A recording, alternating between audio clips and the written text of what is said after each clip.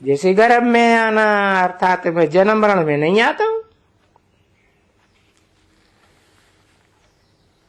दूसरी तो सब आत्माएं आती हैं जन्म मरण में, मैं जन्म मरण में नहीं आता हूं। मैं सिर्फ तुम बच्चों के लिए, ये जो मरने वाला है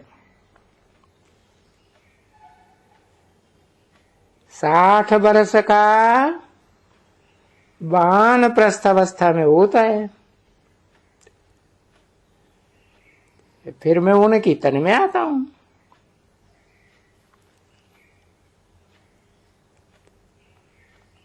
ये भी अपना दे देते हैं परिचय कि मैं जिसमें आता हूं नंबर 1 तमो प्रधान बनते हैं।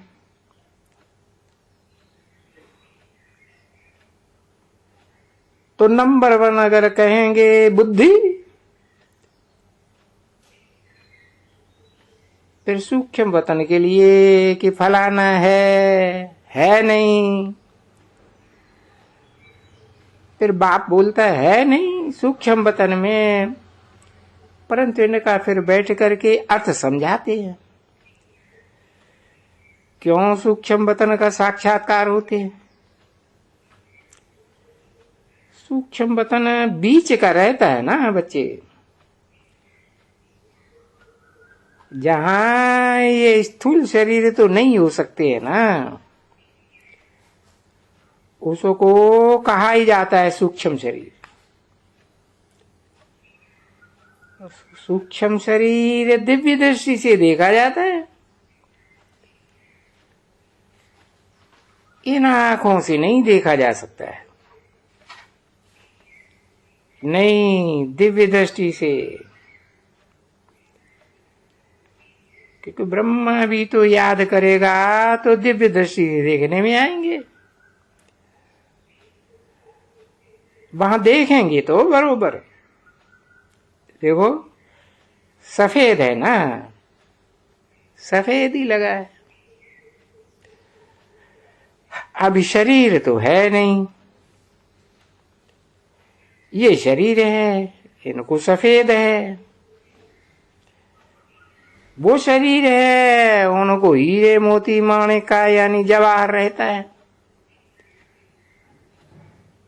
वो शिव है, वो तो हो ही नहीं सकता है कोई गले का हार या शिव शंकर। फिर सूक्ष्म वतन में अमरनाथ में शंकर ने बैठ करके पार्वती को कथा सुनाई, अभी शंकर सूक्ष्म वतन में, जिसमें नागबलाएं पड़े हुए हैं, वो क्या कथा सुनाई है ना।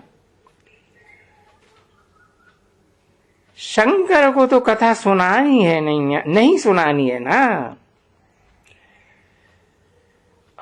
कथा तो फिर भी वो निराकार परमात्मा,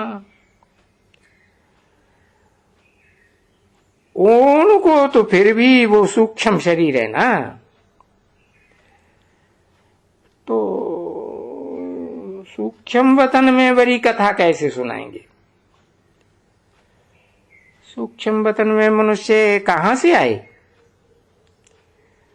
वहां होता ही नहीं है ना मनुष्य। ये मनुष्य सृष्टि और वो सिर्फ साक्षात्कार के लिए फरिश्ते जो बिल्कुल ही पवित्र हो जाते हैं पिछाड़ी में, उनका साक्षात्कार क्या होते हैं, फरिश्ते कैसे बनते हैं, ऐसे बनते हैं।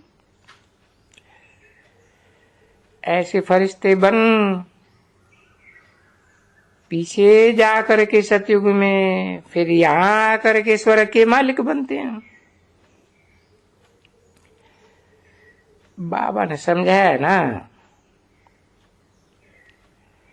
ये फरिश्ते बन, अब ये कोई ब्रह्मा को विष्णु को नहीं याद करते हैं, नहीं, ब्रह्मा शिव को याद करते हैं तो विष्णु बन जाते हैं।